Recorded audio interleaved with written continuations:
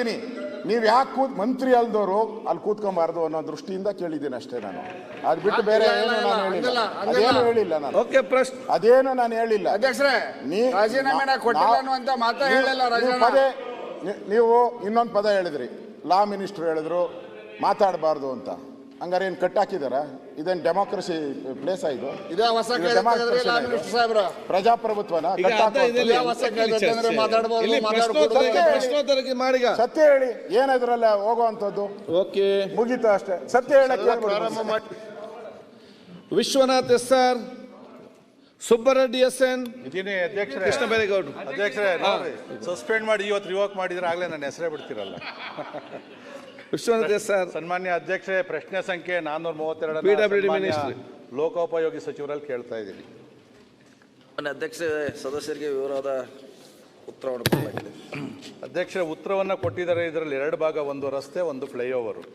ಇದರಲ್ಲಿ ಉತ್ತರದಲ್ಲಿ ಏನಾಗಿದೆ, 21.38 ಕಿಲೋಮೀಟ್ರಲ್ಲಿ 8 ಕಿಲೋಮೀಟರ್ ಅಭಿವೃದ್ಧಿ ಮಾಡಿದ್ದೀವಿ. ಇನ್ನು 13.34 ಕಿಲೋಮೀಟ್ರನ್ನ ಅಭಿವೃದ್ಧಿ ಮಾಡಬೇಕು. ಅಲ್ಲಿ ರೈತರುಗಳು ಜಾಗ ಬಿಡ್ತಾ ಇಲ್ಲ ಅಂತೇಳಿ ರೈತರುಗಳ ಹತ್ರ ನಾನು ಮಾತಾಡಿದ್ದೀನಿ. ನಮ್ಮ ಕೃಷ್ಣ ಬೈರೇಗೌಡರ ಜೊತೆಯಲ್ಲಿ ಒಂದು ಸಭೆ ಬಾಲಕೃಷ್ಣ ಅವರೆಲ್ಲ ಮಾಡಿದ್ವಿ. ಸರ್ವೇರ್ ಕಳಿಸಿದ್ವಿ. ಇವರು ಸರ್ವೆ ಮಾಡಿ ಎಷ್ಟು ಜಾಗ ಹೋಗ್ತದೆ ಅಂದರೆ ಅಷ್ಟು ಜಾಗವನ್ನು ರೈತರು ಕೊಡೋಕ್ಕೆ ತಯಾರಿದ್ದಾರೆ. ಇಲ್ಲಿ ಏನಾಗಿದೆ ಅಂತಂದರೆ ದುಡ್ಡಿನ ಕೊರತೆ ಅಂತ ಕಾಣ್ತದೆ ಅಲ್ಲಿ. ನಾನೇನು ಜಾಸ್ತಿ ಕೇಳೋಕ್ಕೆ ಹೋಗೋದಿಲ್ಲ.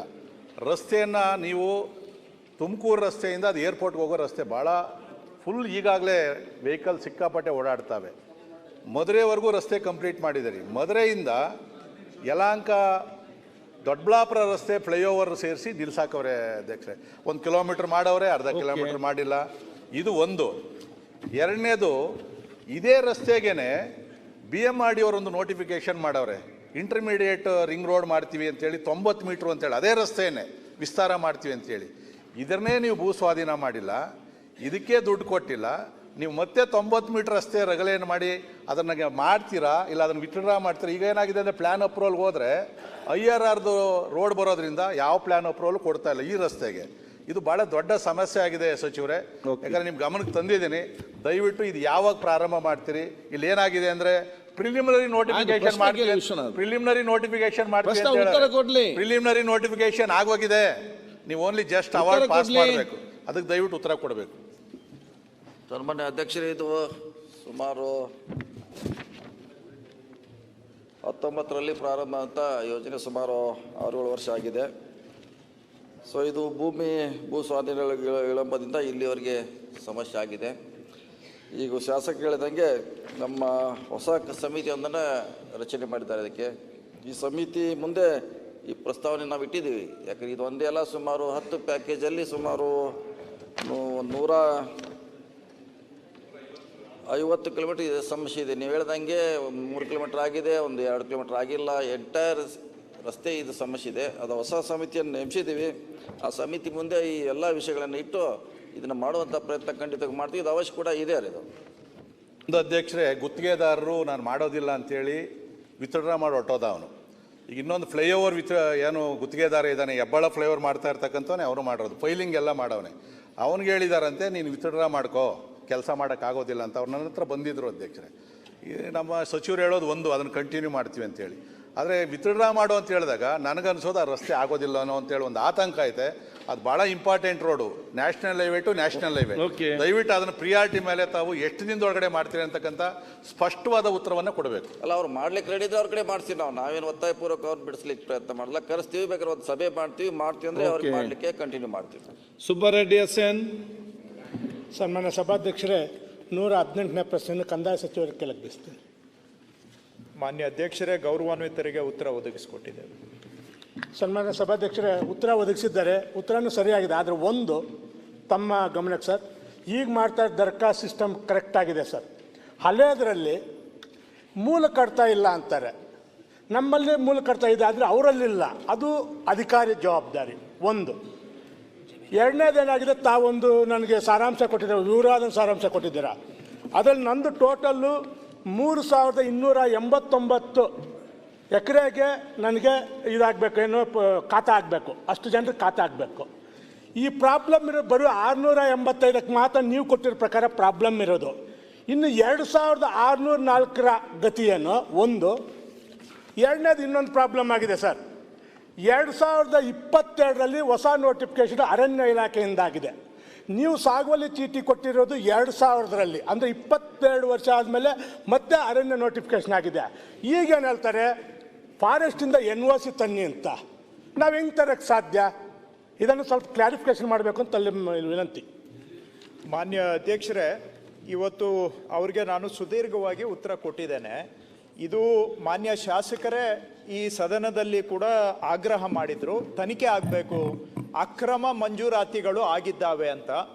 ನಾನು ಚಿಕ್ಕಬಳ್ಳಾಪುರ ಜಿಲ್ಲೆ ಸಭೆ ಮಾಡಿದಾಗಲೂ ಕೂಡ ಮಾನ್ಯ ಶಾಸಕರು ಒತ್ತಾಯ ಮಾಡಿದರು, ಹಿಂದೆ ಮಂಜೂರಾಗಿರೋದ್ರಲ್ಲಿ ಭಾಳ ಅಕ್ರಮಗಳಾಗಿದ್ದಾವೆ, ತನಿಖೆ ಆಗಬೇಕು ಅಂತ. ಅವರ ಬೇಡಿಕೆ ಆಧಾರದ ಮೇಲೆ ನಾವು ತನಿಖೆಯನ್ನು ಕೈಗೆತ್ತಿಕೊಂಡಿದ್ದೇವೆ. ತನಿಖೆ ಕೈಗೆತ್ತಿಕೊಂಡಾಗ ಅನೇಕ ಅಕ್ರಮಗಳ ಸರಮಾಲೆನೇ ಬೆಳಕಿಗೆ ಬಂದಿದೆ. ಅವ್ರು ಹೇಳುವಂತಹದ್ದು 2 ವಿಷಯ ಹೇಳಿದ್ದಾರೆ, ಅದಕ್ಕೆ ನಾನು ಹೇಳ್ತಾ ಇಲ್ಲ. ಈಗ ಉಳಿದಿದ್ದು ಪೂರಕವಾಗಿ ಹೇಳ್ತಾ ಇದ್ದೇನೆ. ಅವರು ಹೇಳಿದ್ದ 2 ಅಂಶಕ್ಕೂ ಉತ್ತರ ಕೊಡ್ತೇನೆ. ಆದರೆ ಇದರಲ್ಲಿ ಓದ್ತಾ ಹೋದರೆ ಏನೆಲ್ಲ ಅಕ್ರಮ ನಡೆದಿದೆ ಅಂದರೆ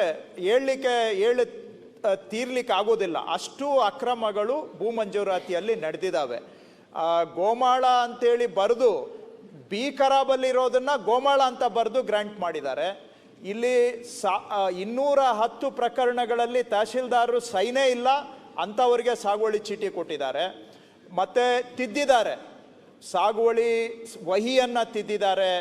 ಎಲ್ಲ ಮಾಡಬಾರದ್ದು ಎಲ್ಲ ಹಿಂದೆ ನಡೆದೋಗಿದೆ. ಮಾನ್ಯ ಶಾಸಕರೇ ಹೇಳಿದಾಗೆ ಈಗ ನಮ್ಮ ವ್ಯವಸ್ಥೆಯಲ್ಲಿ ಆ ರೀತಿ ಒಂದು ಚೂರು ಕೂಡ ಅಕ್ರಮ ಮಾಡಲಿಕ್ಕೆ ಅವಕಾಶ ಇಲ್ಲ. ಇವೆಲ್ಲ ಹಿಂದೆ ನಡೆದಿರುವಂಥ ಅಕ್ರಮಗಳು. ಹಾಗಾಗಿ ಅವುಗಳನ್ನು ಮಧ್ಯಂತರ ವರದಿ ಬಂದಿದೆ. ಮಾನ್ಯ ಶಾಸಕರ ಬೇಡಿಕೆ ಮೇಲೆಗೆ ನಾವು ತನಿಖೆ ಮಾಡಿಸಿ ಮಧ್ಯಂತರ ವರದಿ ಬಂದಿದೆ.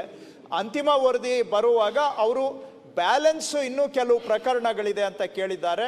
ಅಂತಿಮ ವರದಿಯಲ್ಲಿ ಅದನ್ನು ಕೂಡ ಕವರ್ ಆಗುತ್ತೆ. ನಾನು ಕೂಡ ಅವ್ರು ಏನು ಹೇಳಿದರು, ಇದು 750 ಪ್ರಕರಣ ಆಯಿತು, ಇನ್ನು ಬ್ಯಾಲೆನ್ಸ್ ಪ್ರಕರಣದಂತ ನಾನು ಚೆಕ್ ಮಾಡ್ತೇನೆ. ನನ್ನ ಅಂಡರ್ಸ್ಟ್ಯಾಂಡಿಂಗು ಫೈನಲ್ ರಿಪೋರ್ಟ್ ಬಂದಾಗ ಅವೆಲ್ಲ ಕವರ್ ಆಗ್ತದೆ ಅನ್ನುವಂಥದ್ದು. ಮತ್ತು ಅವರೇನು ಹೇಳಿದ್ದಾರೆ, 2022ರಲ್ಲಿ ಫಾರೆಸ್ಟ್ ನೋಟಿಫಿಕೇಶನ್ ಆಗಿದೆ, ಅದಕ್ಕೆ ಪೂರ್ವದಲ್ಲಿ ಮಂಜೂರಾಗಿದ್ದರೆ ಹೇಗೆ ಅದನ್ನು ಕೊಡಬೇಕಾಗುತ್ತಲ್ಲ ಅನ್ನುವಂಥದ್ದನ್ನ ಕೇಳಿದ್ದಾರೆ. ನಾನು ಫಾರೆಸ್ಟ್ ಅವ್ರ ಜೊತೆ ಮಾತಾಡ್ತೇನೆ, DC ಅವ್ರ ಜೊತೆನೂ ಒಂದು ಪಾಯಿಂಟ್ ಮಾತಾಡಿ ಅದಕ್ಕೊಂದು ಕ್ಲಾರಿಫಿಕೇಶನ್ ನಾವು ಕೊಡ್ತೇವೆ. ಅದು ನಾವು DC ಫಾರೆಸ್ಟ್ ಇಬ್ಬರಿಗೂ ಮಾತಾಡಿ ಕೊಡಬೇಕಾದಂಥದ್ದು, ಅದು ನನ್ನ ಕೆಲಸ, ನಾವು ಮಾಡ್ತೇವೆ ಅದನ್ನು.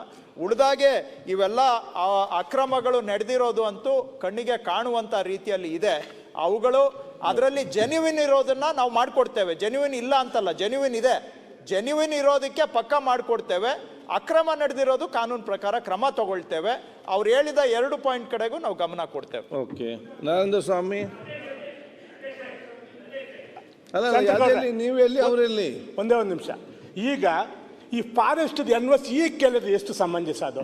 ಈಗ ಸಾಗುವಳಿ ಚೀಟಿ ಕೊಟ್ಬಿಟ್ಟಿದ್ದು, ಕೊಡುವಾಗ ಕೇಳಬೇಕಾಗಿತ್ತು, ಈಗ ಕೇಳಿದ್ರೆ ಎಷ್ಟು ಅದು ಸಮಂಜಸ? ಅಧ್ಯಕ್ಷರೇ, ನಾನು ಕೇಳೋದು ಬಿಟ್ಟೆ ಅಂತ ಇಟ್ಕೊಳ್ಳಿ, ಹಾಗಂತೇಳಿ ಫಾರೆಸ್ಟ್ನವರಂತೂ ಬಿಡೋದಿಲ್ಲ. ಸೆಂಟ್ರಲ್ ಗೌರ್ಮೆಂಟ್ಗೆ ಲಿಸ್ಟ್ ಸಬ್ಮಿಟ್ ಆಗಿದೆ, ಇದು ಸುಪ್ರೀಂ ಕೋರ್ಟಲ್ಲಿ ಟೇಬಲ್ ಮಾಡಿದ್ದಾರೆ ಅಂತ ನಾಳೆ ಬಂದು ಅಲ್ಲಿ ಸಮಸ್ಯೆ ರೈತರಿಗಂತೂ, ನಾನು ಸುಮ್ಮನೆ ಇದ್ರೂ ರೈತರ ಸಮಸ್ಯೆ ಪರಿಹಾರ ಆಗೋದಿಲ್ಲ. ನಾವೇನಾದರೂ ನಿಜವಾಗಿ ರೈತರಿಗೆ ಸಹಾಯ ಮಾಡಬೇಕು ಅಂದರೆ ಅವ್ರ ಜೊತೆ ಮಾತಾಡಿ ಒಂದು ಸ್ಟ್ಯಾಂಡ್ ತಗೊಂಡು ಕ್ಲಾರಿಟಿ ಕೊಟ್ಟರೆ ರೈತರಿಗೆ ಏನಾದರೂ ಸಿಗುತ್ತೆ. ಇಲ್ಲ ಅಂದರೆ ನಾನು ಕೊಟ್ಟರು ಅವರಿಗೆ, ನಾನು ರೈಟ್ಸ್ ಕೊಟ್ಟರು ಫಾರೆಸ್ಟ್ ಅವ್ರು ಬಂದು ಅದನ್ನೆಲ್ಲ ಖಾಲಿ ಮಾಡಿಸ್ತಾರೆ. ಸೊ ಹಾಗಾಗಿ ನೀವು ಹೇಳಿದ ಸ್ಟ್ಯಾಂಡ್ ನಾನು ತಗೊಂಡ್ರು ಕೂಡ ಬಹುಶಃ ರೈತರಿಗೆ ಅದರಿಂದ ತೊಂದರೆನೇ ಜಾಸ್ತಿ ಆಗುತ್ತೆ ಅನ್ನೋದು ನನ್ನ ಅಭಿಪ್ರಾಯ. ಬಟ್ ನಾನು ಅವ್ರ ಜೊತೆ ಮಾತಾಡ್ತೇನೆ, ಫಾರೆಸ್ಟ್ ಅವರು ಹಿಂದೆ ಗ್ರಾಂಟ್ ಆಗಿರೋದು ಏನು ಮಾಡ್ಬೋದು ಅಂತ ನಾನು ಮಾತಾಡಿ ಒಂದು ಸ್ಟ್ಯಾಂಡ್ ಕಮ್ಯುನಿಕೇಟ್. ನರೇಂದ್ರ ಸ್ವಾಮಿ ಮಲವಲ್ಲಿ. ನರೇಂದ್ರ ಸ್ವಾಮಿ ಅವರು. ಜಮೀರ್ ಅಹಮದ್ ಖಾನ್. ಅಧ್ಯಕ್ಷ, ಈ ಪ್ರಶ್ನೆಗೆ ನನ್ನದೊಂದು ಅದು ನೆಕ್ಸ್ಟ್ ನಮ್ಮ ಕೇಳುವ. ಈಗ ಅದಲ್ಲಿ ಈ ರಾಜ್ಯವ್ಯಾಪಿ ವಿಚಾರ ಚರ್ಚೆ ಮಾಡುವ. ಒಮ್ಮೆ ಫಾರೆಸ್ಟ್ ಇಲಾಖೆಯವರು ಡೀಮ್ಡ್ ಫಾರೆಸ್ಟ್ ಅಂತ ಎಲ್ಲಾ ಕಡೆನೂ ಕೂಡ ಅವರೇ ಕಂದಾಯ ಇಲಾಖೆ ಸಹಮತ ಇಲ್ದೇನೆ ಅವ್ರು ಡಿಕ್ಲೇರ್ ಮಾಡ್ಕೊಂಡ್ಬಿಟ್ಟಿದ್ದಾರೆ. ಈ ಕಾರಣಕ್ಕಾಗಿ ಸಾಕಷ್ಟು ಸಾಗುವಳಿ ಮಾಡ್ತಾ ಇರ್ತಕ್ಕಂಥ, ಸಾಗುವಳಿ ಚೀಟಿ ಇರ್ತಕ್ಕಂಥ ರೈತರಿಗೆ ತೊಂದರೆ ಆಗ್ತಾ ಇರೋದನ್ನ ಸಚಿವರು ಇದನ್ನ ಜಂಟಿ ಇಲಾಖೆ ಒಂದು ಸಮೀಕ್ಷೆ ನಡೆಸಿ ಅದು ಸರ್ವೆನು ಮಾಡಿ ಇದಕ್ಕೆ ಪರಿಹಾರ ಸೂಚಿಸಬೇಕು ಅನ್ನೋದನ್ನ. ನರೇಂದ್ರ ಸ್ವಾಮಿ ಮಲವಲ್ಲಿ ನೆಕ್ಸ್ಟ್ ಕ್ವಶನ್ ಕೇಳಿ ನಿಮ್ದು.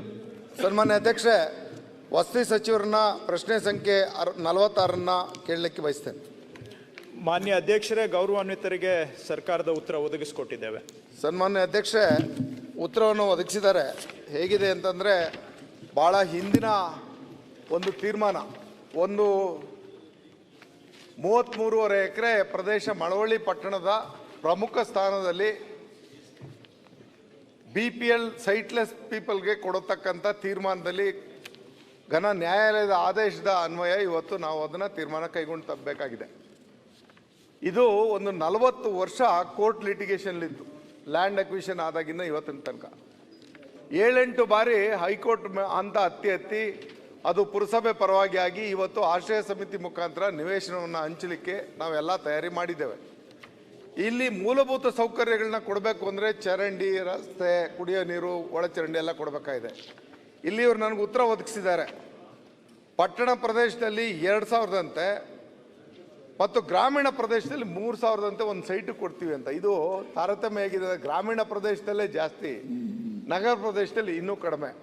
ಒಂದು ಇದು ಅವೈಜ್ಞಾನಿಕವಾಗಿರ್ತಕ್ಕಂಥದ್ದು. ಈ 2,000 ರೂಪಾಯಿನಲ್ಲಿ ಏನನ್ನೂ ಮಾಡೋಕ್ಕಾಗೋದಿಲ್ಲ. ನಾನು ಅದಕ್ಕೆ ಎಸ್ಟಿಮೇಟ್ ಮಾಡಿಸಿ ಜಿಲ್ಲಾಧಿಕಾರಿಗಳ ಅನುಮೋದನೆಯನ್ನು ಪಡೆದು ಕೌನ್ಸಿಲ್ ಸಭೆ ಅನುಮೋದನೆಯನ್ನು ಪಡೆದು ನಾನು ಸರ್ಕಾರಕ್ಕೆ ಕಳಿಸ್ಕೊಟ್ಟಿದ್ದೀನಿ ತುರ್ತಾಗಿ. ಯಾಕೆಂದ್ರೆ ಈಗಾಗಲೇ ಭೂಮಾಲೀಕರು ಇದನ್ನ ಅಭಿವೃದ್ಧಿಪಡಿಸ್ತಾ ಇಲ್ಲ, ಸರ್ಕಾರ ಬೇಕು ಅಂತ ಇದನ್ನ ನಮಗೆ ತೊಂದರೆ ಕೊಡ್ತಾ ಇದೆ ಅನ್ನೋದನ್ನ ಘನ ನ್ಯಾಯಾಲಯದ ಮುಂದೆ ಮತ್ತೆ ಈಗೊಂದು ಅರ್ಜಿ ಹೋಗಿದೆ. ನಾವು ತುರ್ತಾಗಿ ಇದನ್ನ ಸೈಟ್ ಹಂಚತಕ್ಕಂಥ ಕೆಲಸವನ್ನು ಮಾಡಿ ಮೂಲಭೂತ ಸೌಕರ್ಯವನ್ನು ಕೊಡಲಿಲ್ಲ ಅಂತಂದ್ರೆ ನ್ಯಾಯಾಲಯದಿಂದ ವ್ಯತಿರಿಕ್ತವಾದಂಥ ಪರಿಣಾಮ ಬೀರುತ್ತೆ. ಅದಕ್ಕಾಗಿ ನನ್ನ ಒತ್ತಾಯ ಮಾನ್ಯ ಸಚಿವರಿಗೆ. ಓಕೆ, ಮಾನ್ಯ ಅಧ್ಯಕ್ಷರೇ, ತಾವು ವಸತಿ ಸಚಿವರಾಗಿದ್ರಿ. ಈಗ ಆ ಕಾಲದಲ್ಲೇ ಇದು ಪಾಲಿಸಿ ಫಿಕ್ಸ್ ಆಗಿದೆ, ಒಂದು ಸೈಟಿಗೆ ಮೂಲಭೂತ ಸೌಕರ್ಯ ಒದಗಿಸ್ಲಿಕ್ಕೆ ಎಷ್ಟು ಹಣ ಕೊಡಬಹುದು ಅಂತ. ಅವ್ರು ಹೇಳೋದು ಸರಿ ಇದೆ, ಗ್ರಾಮೀಣಕ್ಕೂ ನಗರಕ್ಕೆ ಅದರಲ್ಲಿ ಅದು ಒಂದು ಕರೆಕ್ಟ್ ಇದೆ, ಅವ್ರು ಹೇಳೋದು ಒಪ್ಕೊಳ್ಳೋಣ. ಅದು ರಿವೈಸ್ ಮಾಡಿದರೂ ಕೂಡ ನಾವು ಎಲಿಜಿಬಿಲಿಟಿ ಎಷ್ಟಿದೆ ಅಷ್ಟು ದುಡ್ಡನ್ನು ಇಮಿಡಿಯೇಟ್ ಆಗಿ ರಿಲೀಸ್ ಮಾಡ್ತೇವೆ. ಇನ್ನೂ ರಿಲೀಸ್ ಆಗಿಲ್ಲ, ತಕ್ಷಣ ರಿಲೀಸ್ ಮಾಡಲಿಕ್ಕೆ ನಾವು ಅಧಿಕಾರಿಗಳ ಹತ್ರ ಮಾತಾಡಿದ್ದೇವೆ. ಆದರೆ ಅವ್ರು ಹೇಳೋದು ಅವ್ರ ಎಸ್ಟಿಮೇಟ್ ಪ್ರಕಾರ ಕೊಡಬೇಕು ಅಂತ. ತಮಗೆ ಗೊತ್ತಿರೋ ಹಾಗೆ ಅದು ಪಾಲಿಸಿ ಪ್ರಕಾರ ನಾವು ಕೊಡ್ಬೋದು, ಅದನ್ನು ಬಿಟ್ಟು ಕೊಡಲಿಕ್ಕೆ ಹೋದರೆ ಕೇಸ್ ಬೈ ಕೇಸ್ ಆಗುತ್ತೆ. ಹಾಗಾದರೆ ಮಾನ್ಯ ಸದಸ್ಯರಿಗೆ ಕೇಳ್ಬೋದು, ನೀವು ಕೊಡಲಿಲ್ಲ ಅಂದರೆ ಇನ್ನು ಅವ್ರಿಗೆ ಸೌಕರ್ಯ ಅಂತೂ ಕೊಡಲೇಬೇಕಲ್ಲ, ಬೇಸಿಕ್ ಇನ್ಫ್ರಾಸ್ಟ್ರಕ್ಚರ್ ಯಾರು ಅಂತ. ಸೊ ಲೋಕಲ್ ಬಾಡಿಯವರು ಸಾಮಾನ್ಯವಾಗಿ ಇದನ್ನು ಸೌಲಭ್ಯ ಒದಗಿಸ್ಕೊಡ್ಬೇಕು. ಸೊ ನಾವು ಲೋಕಲ್ ಬಾಡಿ ಅಂದರೆ ಮುನ್ಸಿಪಲ್ ಅಡ್ಮಿನಿಸ್ಟ್ರೇಷನ್ ಜೊತೆಗೂ ಮಾತಾಡ್ತೇವೆ. ಬಹುಶಃ ನಾನು ಶಾಸಕರಿಗೆ ಸಜೆಸ್ಟ್ ಮಾಡೋದು, ಮುನ್ಸಿಪಲ್ ಅಡ್ಮಿನಿಸ್ಟ್ರೇಷನ್ ಮುಖಾಂತರ ಆ ಫೈಲನ್ನು ಸಬ್ಮಿಟ್ ಮಾಡಿಸಿದ್ರೆ ನಾನು ಅವ್ರಿಗೆ ಹೇಳ್ತೇನೆ, DC ಅವರಿಗೆ ಇದನ್ನು ಮುನ್ಸಿಪಲ್ ಅಡ್ಮಿನಿಸ್ಟ್ರೇಷನ್ಗೆ ಅವ್ರಿಗೆ ಸಬ್ಮಿಟ್ ಮಾಡಿ ಅಂತ DC ಅವರಿಗೆ ನಾನು ಸಜೆಸ್ಟ್ ಮಾಡ್ತೇನೆ. ಮಾನ್ಯ ಶಾಸಕರು ಕೂಡ ಆ ರೂಟಲ್ಲಿ ಬಂದರೆ ಅದು ಮಾಡಿದರೆ ಬಹುಶಃ ಅದು ಫೀಸಬಲ್ ಅಂತ ನನಗನ್ಸುತ್ತೆ. ಇದರಲ್ಲಿ ಹೋದ್ರೆ ಎಸ್ಟಾಬ್ಲಿಷ್ಡ್ ಪಾಲಿಸಿ ಇರೋದ್ರಿಂದ ನಾವು ಇಲ್ಲಿಗೆ ನಿಂತು ಹೋಗುತ್ತೆ. ಸೊ ನಾವು ಶಾಸಕರಿಗೂ ನಾನು ಅಧಿಕಾರಿಗಳ ಹತ್ರ ಮಾತಾಡಿಸ್ತೇನೆ, DC ಅವರ ಹತ್ರನೂ ಮಾತಾಡಿಸ್ತೇನೆ.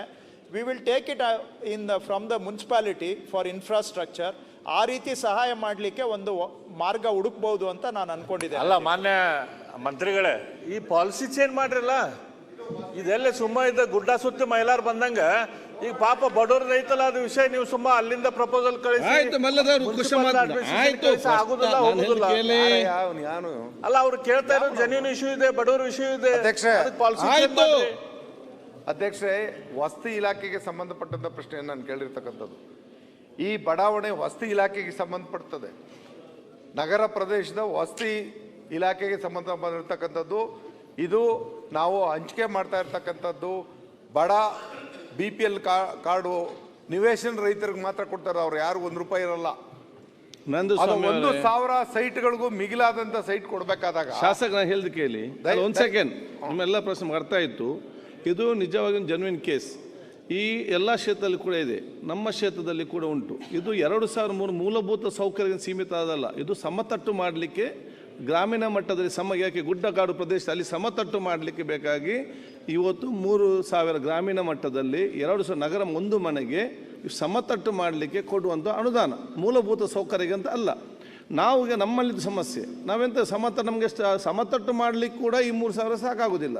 ಆವಾಗ ನಾವು ಸ್ವಲ್ಪ ಗ್ರಾಮ ಪಂಚಾಯತ್ ದುಡ್ಡು, ಸ್ವಲ್ಪ ಶಾಸಕ ದುಡ್ಡು ಹಾಕಿ ಸಮತಟ್ಟು ಮಾಡಿದ್ದೇವೆ. ಇನ್ನು ಮೂಲಭೂತ ಸಂಬಂಧಪಟ್ಟ ಹಾಗೆ ಅದು RDPR ವ್ಯಾಪ್ತಿಯಲ್ಲಿ ರೂರಲ್ ಡೆವಲಪ್ಮೆಂಟ್ ಬರೋದಾದರೆ RDPR ಗ್ರಾಂಟ್ ತಗೊಂಡು ಅವರು ರಸ್ತೆ ಮಾಡಬೇಕು. ನಗರದಲ್ಲಿ ಬರೋದಾದರೆ ನಮ್ಮ ನಗರೋತ್ಥಾನದಲ್ಲಿ ಬೇರೆ ಬೇರೆ ಗ್ರಾಮದಲ್ಲಿ ರಸ್ತೆ ಡೆವಲಪ್ಮೆಂಟ್ ಮಾಡಿ ಹೋಗಬೇಕು. ನೀವೀಗ ಕೇಳುದು ಏನಂತ ಹೇಳಿದ್ರೆ ಇಡೀ ಲೇಔಟ್ ತರ ಮಾಡಲಿಕ್ಕೆ ಎಂಟೈರ್ ಕೇಳಿದ್ರೆ ಅಲ್ಲ, ಪ್ರಾಕ್ಟಿಕಲ್ ಆಗಿ ಹೇಳ್ತೇನೆ, ಇದು ನಗರ ಆಶ್ರಯ ಸಮಿತಿಯ ಜವಾಬ್ದಾರಿನಲ್ಲಿ ಬರ್ತದೆ. ಜವಾಬ್ದಾರಿ ಯಾವುದು ಪ್ರಾಕ್ಟಿಕಲ್ ನೀವು ಅರ್ಥ ಮಾಡಿಕೊಳ್ಬೇಕಂತ ಒಂದೇ ಹೇಳಿದ್ರು ಬಾರಿ ನಾನು ಅಷ್ಟೇ. ಕೊಡ್ಬೇಕಾಗಿಲ್ಲ ಅಧ್ಯಕ್ಷೆ, ಹಂತ ಹಂತವಾಗಿ ಅವ್ರು ಕೊಡ್ಲಿ. ಅದನ್ನ ಆಶ್ರಯ ಸಮಿತಿಗೆ ಈಗ ನೀವು ಲೇಔಟ್ ಕೇಳ್ತೀರ, ಅದು ಲೇಔಟ್ ಅಲ್ಲಲ್ಲ. ಲೇಔಟ್ ಹೊಸದಾಗಿ ಹೌದು, ಹೊಸದಾಗಿ ಮನೆ ಇಲ್ಲದವ್ರಿಗೆ ಮನೆ ಕೊಡೋದು. ಅಧ್ಯಕ್ಷೆ, ವೈಜ್ಞಾನಿಕವಾಗಿ ಯೋಚನೆ ಮಾಡಲಿ. ಈಗ ನಾವು ಕೋರ್ಟ್ಗೆ ನಾವು ನಿಜವಾಗ್ಲೂ ಆ ಭೂಮಿನ ಆಶ್ರಯ ಇದು ಸಮಿತಿಯಿಂದ ಕಳ್ಕೊಬೇಕಾಗತ್ತೆ. ಈಗ ನನ್ನ ವಾದ ಇಷ್ಟೇ, ಕೋರ್ಟ್ ಮುಂದೆ ಅವರು ನಾನಾ ರೂಪಗಳನ್ನ ತೆಗೆದುಕೊಂಡು ಭೂಮಾಲೀಕರು ಹೋಗ್ತಾ ಇದ್ದಾರೆ.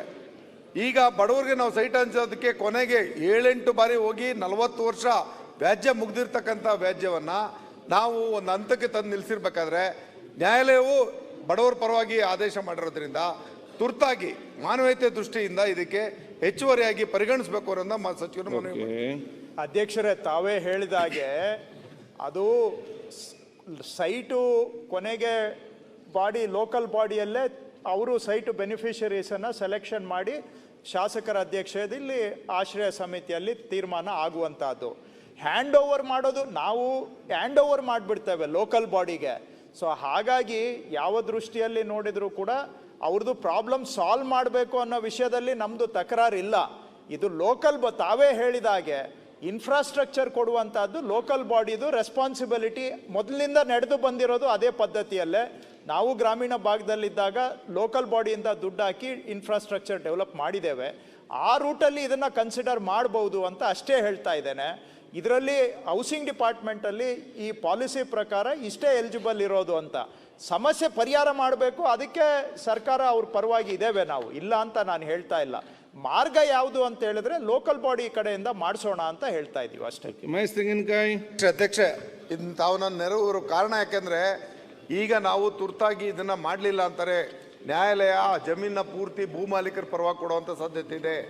ನಾವು ಇದನ್ನ ಬಹಳಷ್ಟು ಇದು ತುರ್ತಾಗಿ ಇದನ್ನ ಬಡಾವಣೆ ಮಾಡಿ ನಾವು ಹಂಚ್ತೇವೆ ಅನ್ನೋಂಥದ್ದನ್ನ ಸರ್ಕಾರ ಒಪ್ಕೊಂಡು ಆ ಜಾಗನ ಇವತ್ತು ಉಳಿಸ್ಕೊಂಡಿರ್ತಕ್ಕಂಥದ್ದು. ಈಗ ಆ ಮಾತಿಗೆ ನಾವು ಭದ್ರಾಗ್ಲಿಲ್ಲ ಅಂತಂದ್ರೆ ಇಲಾಖೆ ಇವಾಗ ಉತ್ತರ ಕೊಡ್ಬೋದು, ಆದ್ರೆ ಆ ಭೂಮಿ ಹೋದ್ಮೇಲೆ ನಾನು ಪ್ರಶ್ನೆನೇ ಕೇಳಕ್ಕಾಗಲ್ಲ. ಅದನ್ನೇ ಬಡವರಿಗೆ ಸೈಟ್ ಕೊಡ್ಲಿಕ್ಕೆ ಹಂತ ಹಂತವಾಗಾದ್ರು ಈ ವರ್ಷ ಚರಂಡಿ ಮಾಡಲಿ, ಮುಂದಿನ ವರ್ಷ ಒಳಚರಂಡಿ ಮಾಡಲಿ, ಅದ್ರ ಮುಂದಿನ ವರ್ಷ ಕುಡಿಯೋ ನೀರು ಕೊಡಲಿ, ಅದ್ರ ಮುಂದಿನ ವರ್ಷ ರಸ್ತೆ ಮಾಡಿಕೊಡ್ಲಿ, ಹಂತ ಹಂತವಾಗಿ ಮಾಡೋದಕ್ಕಾದ್ರು ಒಪ್ಕೊಳ್ಳಿ ಸಚಿವರೇ, ಅಧ್ಯಕ್ಷರೇ.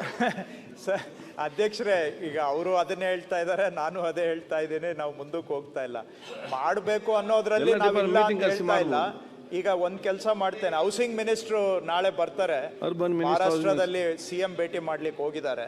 ಇವ್ರಿಗೂ ಹೌಸಿಂಗ್ ಸೆಕ್ರೆಟರಿವರೆಗೂ ನಾನು ಒಂದು ಮೀಟಿಂಗ್ ಅರೇಂಜ್ ಮಾಡಿ ನಾಳೆ ಆದಷ್ಟು ಒಂದು ಪರಿಹಾರ ಹುಡುಕ್ಲಿಕ್ಕೆ ಪ್ರಯತ್ನ ಮಾಡ್ತೇವೆ.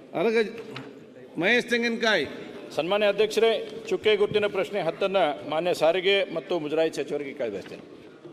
ಸಭಾಧ್ಯಕ್ಷರೇ, ಮಾನ್ಯ ಅಧ್ಯಕ್ಷರೇ, 2019ರಲ್ಲಿ 10/12/2019ಕ್ಕೆ ಚಾಲಕರಂತೇಳಿ 2500, ಹಿಂಬಾಕಿ ಅಂತೇಳಿ ಚಾಲಕರದ 55 ಮತ್ತು ಹಿಂಬಾಕಿ ಅಂಥೇಳಿ ಚಾಲಕ ಕಮ್ ನಿರ್ವಾಹಕ 259, ಒಟ್ಟು 2814 ಪೋಸ್ಟ್ಗಳನ್ನು 2019ರಲ್ಲಿ ಕರೆದ್ರು. ಆದರೆ ಇವತ್ತು ಕೇವಲ 1000 ಪೋಸ್ಟ್ಗಳನ್ನು ಮಾತ್ರ ಡ್ರೈವರ್ ಪೋಸ್ಟ್ಗಳನ್ನು ತುಂಬಿಕೊಳ್ಳುವಂಥದ್ದಾಗಿದೆ. ಇನ್ನೂ 1814 ಪೋಸ್ಟ್ಗಳನ್ನು ಏನನ್ನುವಂಥದ್ದು ಸ್ಪಷ್ಟೀಕರಣ ಸಿಗ್ತಾ ಇಲ್ಲ. ಯಾಕಂದರೆ ಕಳೆದ 6 ವರ್ಷದಿಂದ ಇವತ್ತು ಚಾಲಕರಿಗೆ ಸಲುವಾಗಿ ಅವರೆಲ್ಲರೂ ಓದಿ ಟೆಸ್ಟ್ ಆಗಿ ಪಾಸ್ ಮಾಡಿ ರಿಸಲ್ಟ್ ಬಂದು ಆದಮೇಲೆ ಕೂಡ 2800 ತೊಗೊಂಡು ಬದಲಿ ಕೇವಲ 1000 ಮಂತ್ರಿಗಳು ತೆಗೆದುಕೊಂಡಿದ್ದಾರೆ. ಹೀಗಾಗಿ ಉಳಿದಿರ್ತಕ್ಕಂಥ 1800 ಜನರಿಗೆ ಏನು ಅನ್ನುವಂಥದ್ದನ್ನು ಮಾನ್ಯ ಸಚಿವರು ಸ್ಪಷ್ಟೀಕರಣ ಕೊಡಬೇಕನ್ನುವಂಥ ವಿನಂತಿ ಮಾಡ್ತೇನೆ. ಸಭಾಧ್ಯಕ್ಷರೇ, ಇದು 2019ರಲ್ಲಿ ಸಭಾಧ್ಯಕ್ಷರೇ 2500 drivers, 55 backlog drivers, driver cum conductors 259, 2814 ಜನಕ್ಕೆ ಅವಾಗ ನೋಟಿಫಿಕೇಷನ್ ಮಾಡೋದು ಸಭಾಧ್ಯಕ್ಷರೇ. ಆಮೇಲೆ 20ರಲ್ಲಿ ಕೋವಿಡ್ ಬಂತು. ಅದಾದಮೇಲೆ DPR ಎಲ್ಲ ಇಲಾಖೆಯಲ್ಲೂ ಕೂಡ ರಿಕ್ರೂಟ್ಮೆಂಟ್ ಸ್ಟಾಪ್ ಮಾಡಿ ಅಂತ ಆದೇಶ ಮಾಡಿದ್ರು. ಅದಾದಮೇಲೆ 21, 22ರಲ್ಲಿ ಸರ್ಕಾರಕ್ಕೆ ರಿಕ್ರೂಟ್ಮೆಂಟ್ ಬಗ್ಗೆ ಪತ್ರ ಬರೆದ್ರು. ಮತ್ತು ಪರ್ಮಿಷನ್ ಅವಾಗ ಆಗಲಿಲ್ಲ ಸಭಾಧ್ಯಕ್ಷರೇ, ಈಗ ಕೋವಿಡ್ ಅದು ಇದರಿಂದ ಆಗಿಲ್ಲ ಅನಿಸುತ್ತೆ. ಮತ್ತು 24ರಲ್ಲಿ ಸರ್ಕಾರ 1000 ಜನ ಡ್ರೈವರ್ ಕಮ್ ಕಂಡಕ್ಟರ್ಸ್ಗೆ 741, including backlog drivers 741, driver cum conductors 259, backlog ಇಷ್ಟಕ್ಕೆ ಅನುಮತಿ ಸಿಗುತ್ತೆ. ಆಮೇಲೆ 24ರಲ್ಲಿ ಮೇ ತಿಂಗಳಲ್ಲಿ ನೋಟಿಫಿಕೇಷನ್ ಆಗುತ್ತೆ, ಇಲ್ಲ ವೆರಿಫಿಕೇಷನ್, ಯಾಕಂದರೆ 19ರಲ್ಲಿ ಅಪ್ಲಿಕೇಶನ್ಸ್ ಹಾಕಿದ್ರು ಅವರು, ವೆರಿಫಿಕೇಷನ್ ಆಗುತ್ತೆ. ಆಮೇಲೆ ಡ್ರೈವಿಂಗ್ ಟೆಸ್ಟು ಮೇ 25ರಲ್ಲಾಗುತ್ತೆ, ಮತ್ತು 1000 ಜನ ರಿಕ್ರೂಟ್ಮೆಂಟ್ ಆಗುತ್ತೆ. ಅದೇ ಬ್ಯಾಕ್ಲಾಗು ಇದೆಲ್ಲ ಹೇಳಿದ್ನಲ್ಲ ನಾನಾಗಲೇ, ಇದು 741 ಪ್ಲಸ್ 259 ಆಗುತ್ತೆ. ಈಗೇನಾಗಿದೆ, ಅಲ್ಲಿ ಭಾಳ ಜನಕ್ಕೆ ಪಾಪ ಏಜ್ ಆಗೋಗಿದೆ. 19ರಲ್ಲಿ ಹಾಕಿದ್ದಂಥವ್ರು ಈಗಾಗಲೇ 6 ವರ್ಷ ಆಯಿತು. ಅವ್ರಿಗೆ ಏಜು ಭಾಳ ಜನಕ್ಕೆ ಆಗಿರುತ್ತೆ. ಅವರು ಕೂಡ ನಾನು ಹುಬ್ಳಿಗೆ ಬಂದಾಗ ಭಾಳ 400-500 ಜನ ಬಂದು ಮೀಟ್ ಮಾಡಿದ್ರು. ಮತ್ತು ಈಗ ಒಂದು ರೆಸೊಲ್ಯೂಷನ್ ಮಾಡಿ ಅಲ್ಲಿ ಬೋರ್ಡ್ನವರು ಕಳಿಸಿದ್ರು ಸಭಾಧ್ಯಕ್ಷರೇ.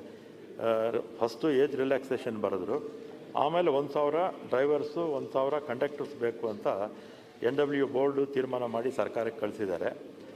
ನಾನು ಅವ್ರಿಗೆ ಸಹಾಯ ಮಾಡಬೇಕು ಅಂತಲೇ ನನ್ನ ಮನಸ್ಸಲ್ಲೂ ಇದೆ. ಯಾಕಂದರೆ ಭಾಳಷ್ಟು ಜನಕ್ಕೆ ಪಾಪ ಏಜು ಇದಾಗಿರುತ್ತೆ. ಆಗಲೇ ಸುಮಾರು ಅದ ಥರ 6 ವರ್ಷ ಆಗೋಗಿರುತ್ತೆ. ಅದಕ್ಕೆ ನಾನು HK ಪಾಟೀಲರು, ಲಾ ಮಿನಿಸ್ಟ್ರಿ ಇಬ್ಬರು ಒಂದು ಮೀಟಿಂಗ್ ಮಾಡಿದ್ದೀವಿ. ಮತ್ತು ಈಗ ಮತ್ತೆ ನಾವು 1000 ಜನ ಕಂಡಕ್ಟರ್ಸು, 1000 ಜನ ಡ್ರೈವರ್ಸು ಬೇಕು ಅಂತ ಅಲ್ಲಿಂದ ನಮಗೆ ರಿಕ್ವೆಷನ್ ಬಂದಿರೋದ್ರಿಂದ ಲಾ ಇಲಾಖೆ ಜೊತೆ, ಲಾ ಡಿಪಾರ್ಟ್ಮೆಂಟು, DPR, FD ಇವರೆಲ್ಲರ ಜೊತೆ ಮಾತಾಡಿ ಅವರು ಸಹಾಯ ಮಾಡೋದಕ್ಕೆ ಪ್ರಯತ್ನ.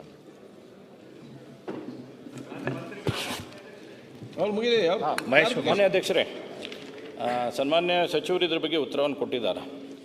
ಇದೇನೋ ಅಧಿಕಾರಿಗಳು ಕೆಲವೊಂದು ಕಡೆ ಮಿಸ್ಗೈಡ್ ಮಾಡ್ತಾರೆ ಅನ್ನೋಂಥದ್ದು ನನಗೆ ಮೇಲ್ನೋಟಕ್ಕೆ ಕಂಡು ಬರ್ತಾ ಇದೆ.